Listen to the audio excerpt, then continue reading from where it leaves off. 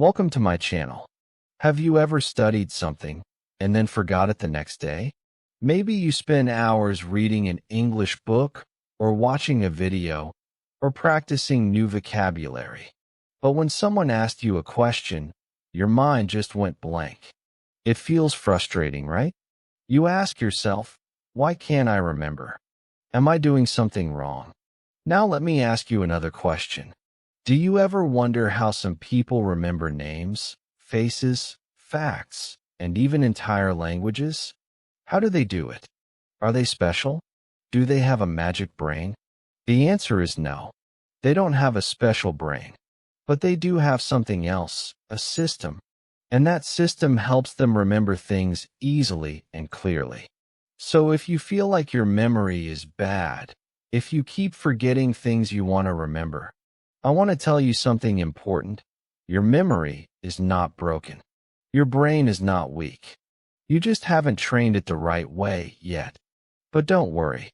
You can learn how. In this video, I will show you step by step how to train your memory, just like a muscle. Because memory is not something you're born with. It's something you build. Like going to the gym, but for your brain. By the end of this video, you'll understand why you forget, and more importantly, how to remember almost everything you learn, whether it's English words, names, ideas, or anything else. I'll break it down in 6 simple chapters, full of real tips, examples, and techniques that actually work, even if you're an absolute beginner. So grab a notebook, get ready to focus, and let's begin. Chapter 1. Why you forget, and why it's not your fault. Have you ever read something, understood it, maybe even highlighted it, but then forgotten almost all of it the next day? You might feel frustrated, or worse, like something's wrong with you. But let's pause right there. What if I told you that forgetting is not a flaw? In fact, it's how your brain is designed to work. In this chapter, we'll dive into the science of forgetting, and you'll discover something surprising. You don't have a bad memory. You just haven't trained it the right way yet. Let's begin with one of the most important discoveries in memory science, the Ebbinghaus forgetting curve. The Ebbinghaus forgetting curve, explained simply. Over 100 years ago, psychologist Hermann Ebbinghaus conducted experiments to measure how quickly we forget information. What he discovered became known as the forgetting curve. It looks something like this. Right after you learn something, you remember almost 100% of it. But within 24 hours, you might forget 50%. Within a few days, you might forget up to 90%. Unless you do something to keep it. Let that sink in. Even if you study hard and understand a concept today, there's a very high chance you'll forget most of it within the week if you don't review it. Now here's the key. This is not a sign that you're not smart.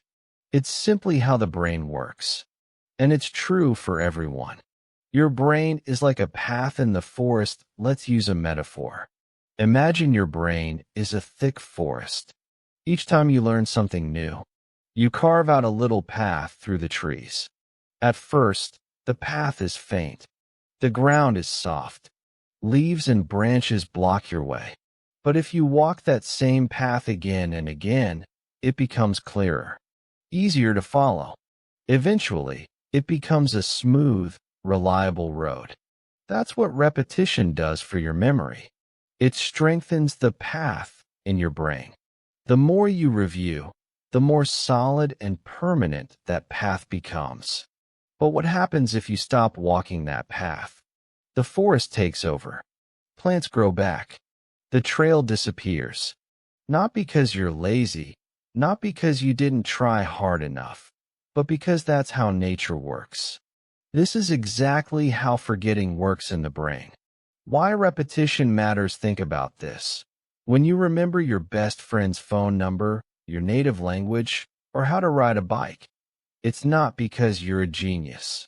It's because you've repeated those things so often that they've become deeply embedded. If you want to remember anything, a word, a concept, a formula, you must come back to it. Review it, use it, talk about it, teach it. That's how it sticks. And the best time to review? Just before you're about to forget. That's how you fight the forgetting curve. That's how memory becomes long-term. Distraction destroys memory, but repetition is only one piece of the puzzle. The next major factor is attention. Let's be honest. We live in the age of distraction. Phone notifications, tabs open everywhere, constant multitasking. But your brain can't encode memories properly when it's being pulled in 10 directions. Imagine trying to write your name on wet cement, but someone keeps bumping your arm. That's what distraction does to your brain when you're trying to learn. If you want to remember more, you need to focus. Even short bursts of focused attention, say 25 minutes without interruption, can lead to much better memory formation than hours of distracted studying. Sleep, stress, and emotion. The hidden memory influencers. Let's talk about the 3 hidden factors that most people forget when it comes to memory. Sleep, stress, and emotion. Sleep. Your brain doesn't just rest while you sleep, it goes to work. During deep sleep, your brain processes, organizes, and files away everything you learned that day. Sleep is like the save button for memory. If you don't sleep well, your brain can't store new information properly. Stress. When you're stressed, your body releases cortisol, a hormone that shuts down parts of the brain related to memory. That's why you blank out before a big test or presentation. Chronic stress doesn't just make you feel bad. It actively blocks your ability to remember. Emotion. Have you noticed how you easily remember your first day at school or a scary moment from childhood? That's because emotion boosts memory. The stronger the emotional connection to the information, the deeper it gets stored. So if you can make learning emotional, exciting, funny, meaningful, you remember more. So why do you forget? Let's recap. You forget because your brain is efficient. It removes unused information. Without repetition, knowledge fades. Distraction prevents your brain from storing memories in the first place. Poor sleep and high stress break your memory system. And without emotion, learning doesn't stick. But here's the hopeful part. You can fix all of this. You just need to work with your brain, not against it. The big idea: you're not broken. Your memory isn't weak.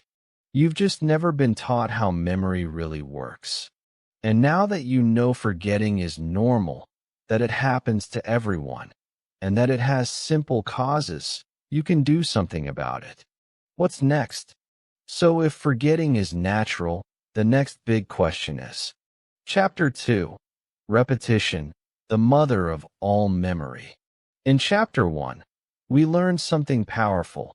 Forgetting is not a weakness. It's how your brain naturally works. And once you understand how your brain forgets, the next logical question is: how do I make sure I don't forget? That's where repetition comes in. But here's the truth. Repetition isn't just helpful, it's everything. If you want to build long-term memory for English vocabulary, grammar rules, phrases, or anything else, repetition is the key. But not just any repetition, because most people repeat the wrong way. Let's fix that. Why repetition works. Remember the forest path metaphor from Chapter 1. Each time you review something, you walk that same brain path again. It becomes clearer, smoother, easier to follow. Without repetition, the path disappears. But repetition makes it permanent. But here's the twist. Timing matters. A lot. The power of spaced repetition, explained simply. Most people repeat like this. Study everything the night before a test, cramming. Then forget it all a few days later. That's not real learning. That's short-term memory, and it doesn't last. What your brain really needs is spaced repetition. Let me explain it simply. Spaced repetition means reviewing something just before you're about to forget it. This way, your brain works harder to recall the information, and that effort is exactly what makes the memory stronger. Think of it like lifting weights. If the weight is too light, your muscles don't grow. But if the weight is challenging, that's when the growth happens. The same goes for memory. If you recall something just as it's starting to fade, you strengthen it 10 times more than if you just reread it right after studying. A simple spaced repetition plan lets make this easy and practical. Here's a basic plan you can follow. Day 1, learn something new. Let's say 5 English words. Day 3, review those same 5 words. Try to remember them without looking first. Day 7, review again. You might forget 1 or 2. That's okay. Try again. Day 14, review once more. Day 30, final review. If you still remember, congratulations, it's likely in your long-term memory. This simple schedule takes just minutes a day, but the results? Huge. You'll start remembering more by reviewing less often, but more effectively. This is the magic of spaced repetition. Why cramming doesn't work, let's be honest. We've all crammed before a test or exam, and maybe it even helped you pass.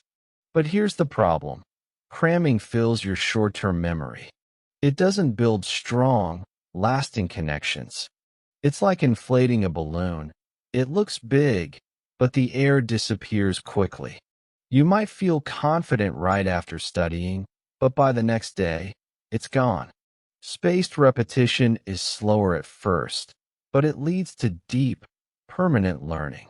This is how top students, memory champions, and polyglots learn. Active recall. A secret weapon now. Let's add one more tool to your memory toolbox. Active recall. Most people review by rereading, highlighting, or watching again. That feels productive, but it's passive learning. Active recall means testing yourself. It means trying to remember without looking. That might feel harder, and that's the point. Here's how to use active recall with repetition. After learning new words, close your book and ask, can I remember them? Use flashcards. Look at the word in English and try to recall the meaning.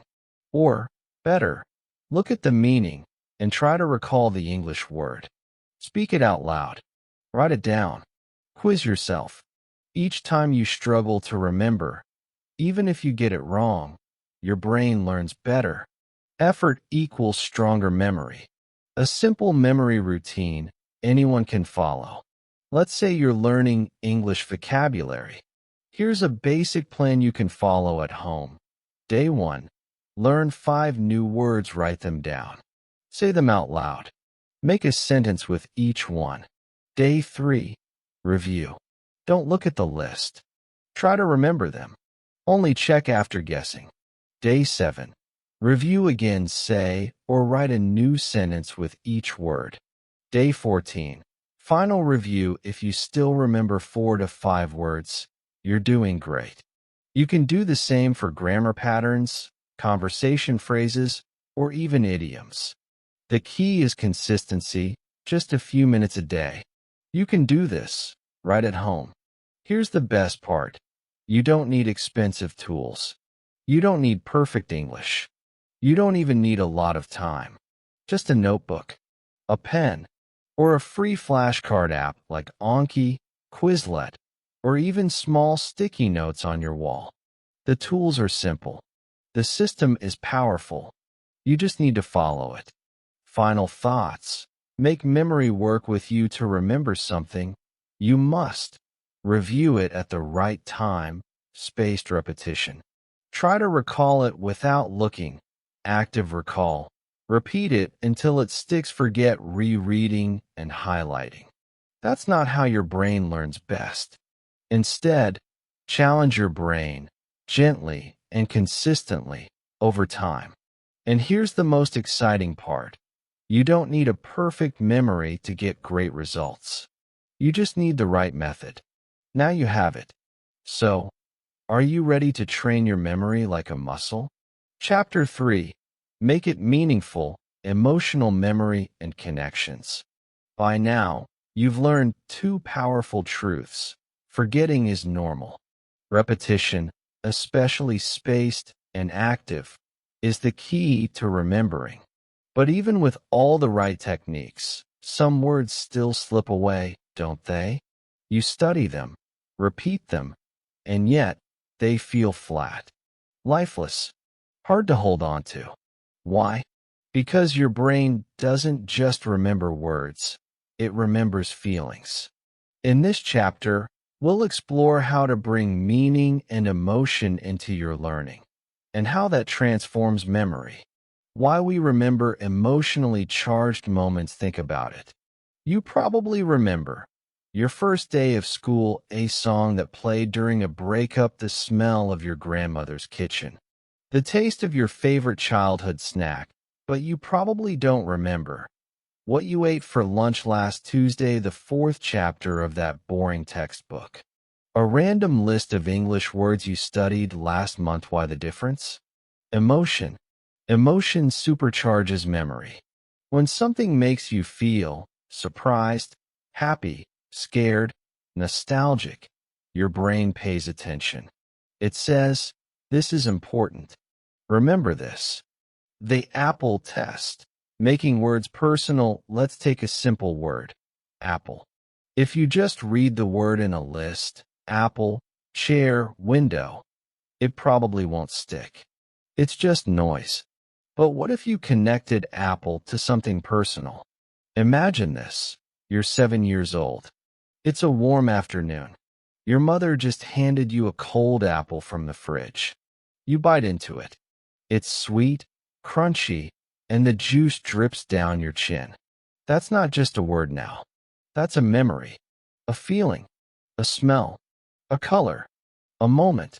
And your brain loves moments. That's the key. Don't just memorize a word.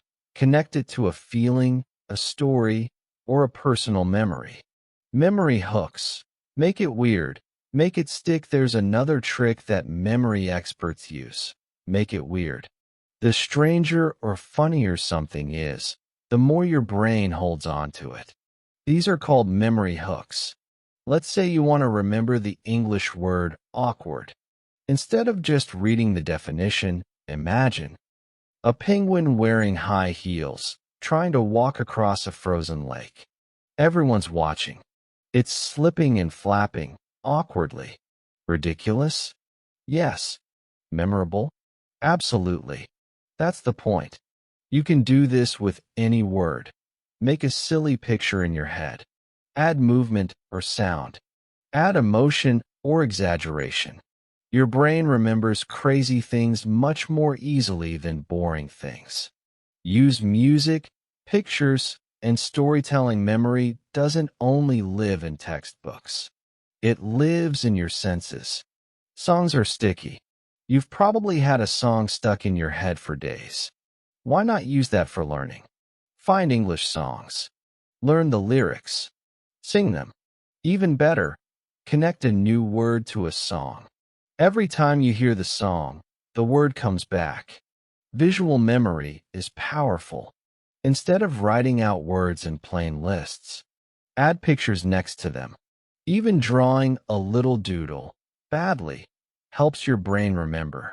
Seeing a banana is very different from just reading the letters. If you want to supercharge memory, turn words into stories. Let's say you're learning these words: run, dog, park, ball, happy. You could memorize the list. Or you could imagine this. A golden dog is running through a green park, chasing a red ball. A little girl laughs and claps as the dog brings it back, wagging its tail. Everyone's happy. That story includes emotion, movement, color, and connection. Now those words live in a memory, not just a list. Turn boring word lists into mental movies. Here's an easy exercise you can do at home. Take a list of 5 to 10 new English words. Look at the meanings. Instead of memorizing, create a story that uses all the words. Make it wild. Make it emotional. Make it yours. For example, with the words rain, bus, late, angry, umbrella, try this. You're running through the rain, late for the bus. You forgot your umbrella. The driver sees you and keeps driving. You stand there, soaking wet and angry, but then someone shares their umbrella with you. And suddenly, you smile. Now you'll remember those words, because they live in a feeling. You don't need a perfect brain. Just the right trick. Memory isn't about being smart. It's about being clever. You don't need to memorize hundreds of words every day. You just need to make each word mean something. Ask yourself, how can I feel this word? What does it remind me of? Can I picture it, smell it, hear it? Can I make it funny, or emotional, or strange? When you do that, the word is no longer just a sound. It becomes part of your story. Final thought. Make learning personal. The most powerful language learners aren't the ones with the best study habits. They're the ones who make learning personal, emotional, creative, and fun. You have a story inside you. You have memories, emotions, images. Use them. Connect them to your learning. That's how you go from forgetting to remembering forever.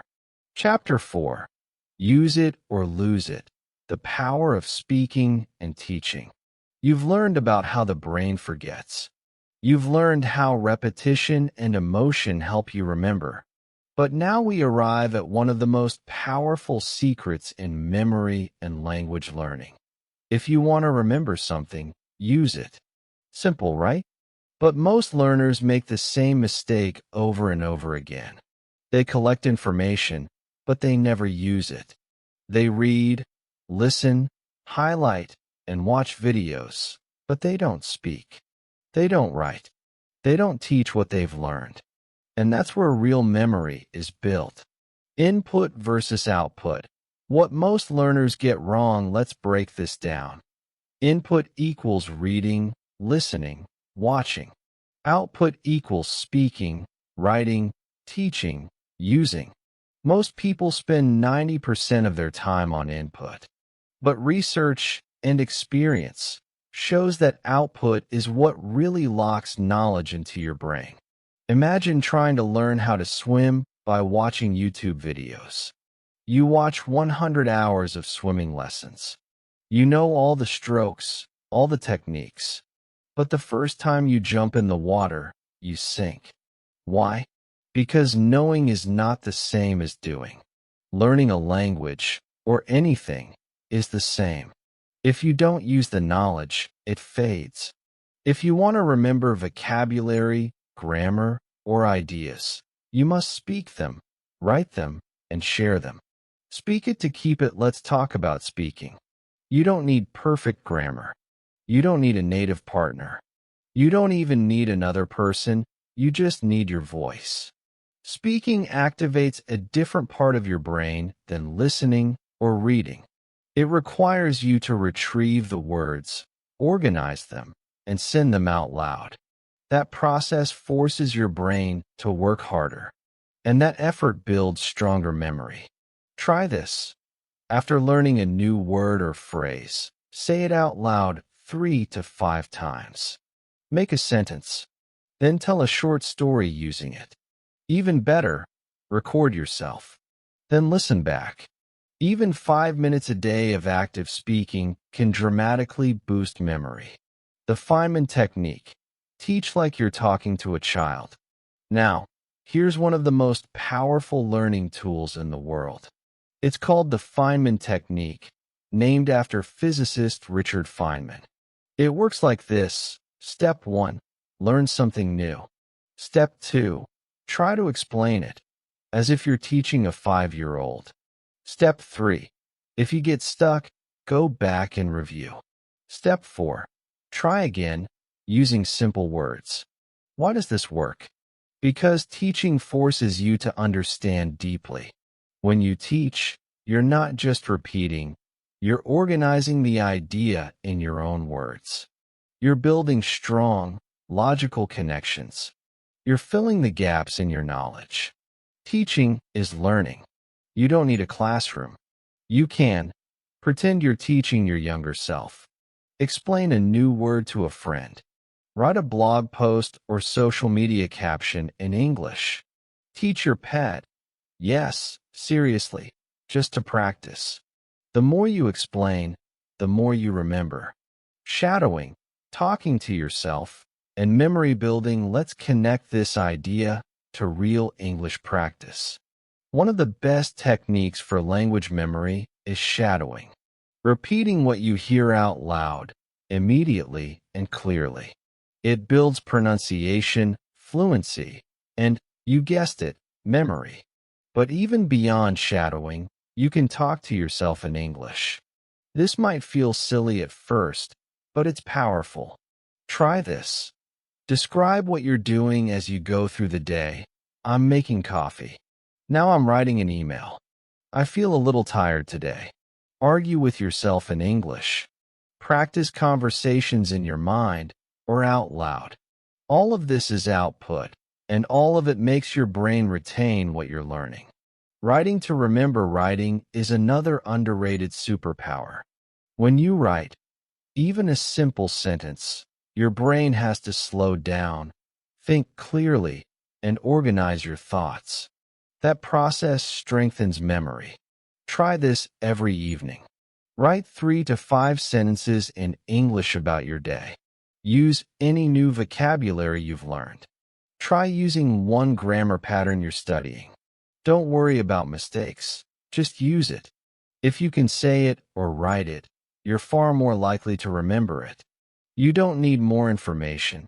You need more action, let's be honest. You don't need 100 more vocabulary words today. You probably don't need 10 more grammar rules. What you do need is to use what you already know. That's what makes knowledge real. That's what makes memory strong. This chapter is about taking control. You don't have to be passive anymore.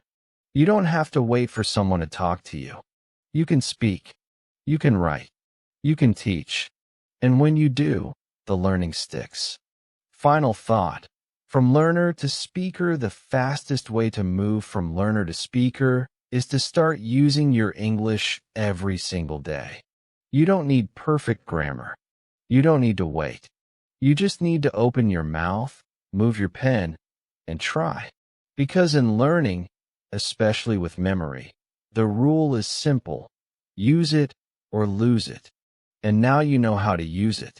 Chapter 5. Visual Memory. Make your brain see it. Let's start with a surprising truth. Your brain is not a hard drive. It's a movie studio. Most people try to learn and remember things like a computer, storing plain facts, words, or numbers. But your brain doesn't work like that. It's not built for raw data. It's built for images, for scenes, for stories. Your brain remembers pictures, not words. Think about it. You forget people's names, but you remember their faces. You forget what you read in a textbook, but you remember a funny video from 5 years ago. You forget the exact date of a birthday, but you remember how the cake looked. That's the magic of visual memory. And in this chapter, you'll learn how to use it to remember anything. Vocabulary, numbers, names, lists, by turning it into pictures your brain can see. Why visual memory works before writing, before reading, before technology. We were visual thinkers. Early humans remembered where food was, where danger was, and who was in their tribe, not by taking notes, but by noticing images in their environment. Our brain still works that way. That's why words are forgettable, but images, stories, and places are unforgettable. The good news? You can train this skill. You don't need to be an artist. You just need to learn how to see with your mind. The Memory Palace, a place for everything. Let's start with one of the oldest and most powerful techniques, the Memory Palace. Imagine this. Your home becomes your memory. Each room stores something you want to remember. Let's say you want to remember this English shopping list. Apple's milk soap bread toothpaste. Here's how you use the Memory Palace. Close your eyes and imagine your front door. Now picture a giant apple sitting on the doormat. You open the door, and inside, the hallway is flooded with milk. You walk to the bathroom, and the soap is jumping up and down like a frog. In the kitchen, the bread is flying through the air like a frisbee. And in the sink, your toothpaste is wearing sunglasses and dancing. Silly? Yes, but that's the point. Your brain loves silly. The stranger and more visual the image, the stronger the memory. You can do this with vocabulary too. Want to remember the word generous? Picture a giant genie handing out free gifts in your living room. Generous genie. Now you won't forget. The peg system. Hanging ideas on hooks. Here's another simple method. The peg system. Imagine you have pegs or hooks in your mind, and you hang information on them. For example, you memorize numbers by turning them into rhymes. Bun, shoe, tree, door, hive, sticks, heaven, gate, wine, hen. Now, let's say you want to memorize a list of 10 English words. You create an image that links each word to the rhyme. Word 1. Happy. Imagine a bun with a big smiling face. 1 equals bun. Word 2. Fast. A shoe with rocket boosters. 2 equals shoe. Word 3. Cold. A frozen tree with icicles. 3 equals tree. Word 4. Angry. A red door shouting. 4 equals door. And so on. It might take a little time to learn the pegs, but once you have them, you can remember any list. Chunking. The secret to long numbers. Ever wonder why phone numbers are split like this? 555, 123, 7890. That's chunking. Your brain can't remember long strings of information easily. But when you break it into chunks, it becomes manageable.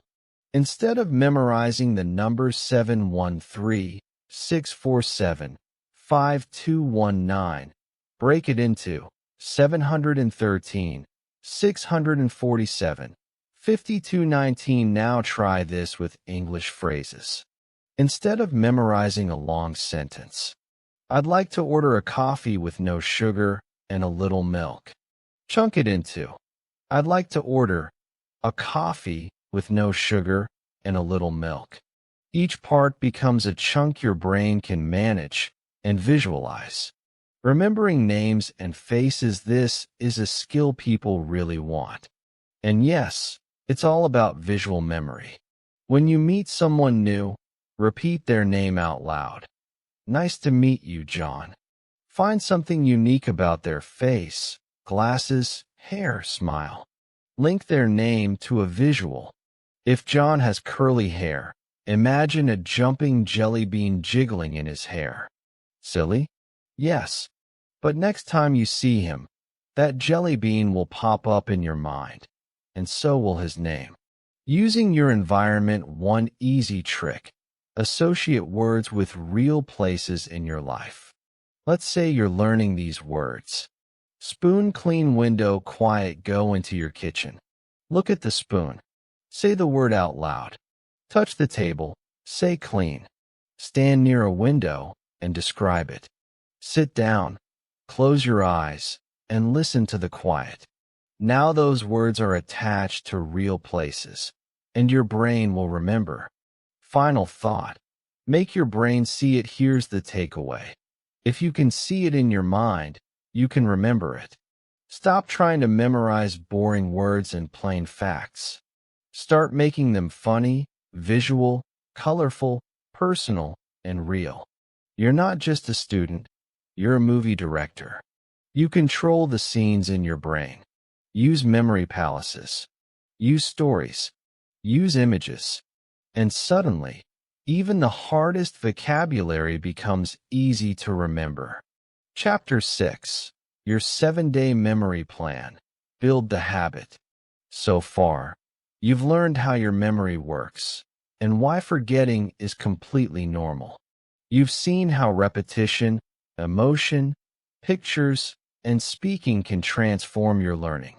But here's the truth. Knowing all this is useless unless you practice it. Memory is like a muscle. If you don't use it, it weakens. But if you train it, just a little each day, it gets stronger fast. That's why, in this final chapter, we give you something powerful, a simple 7-day plan to train your memory. This isn't just theory. This is a step-by-step challenge to apply everything you've learned, starting today. You don't need fancy apps. You don't need hours of free time. You just need 15 to 20 minutes a day for 7 days. Let's break it down. Day 1. Pick 5 new English words. Start small. Choose 5 new English words you actually want to learn.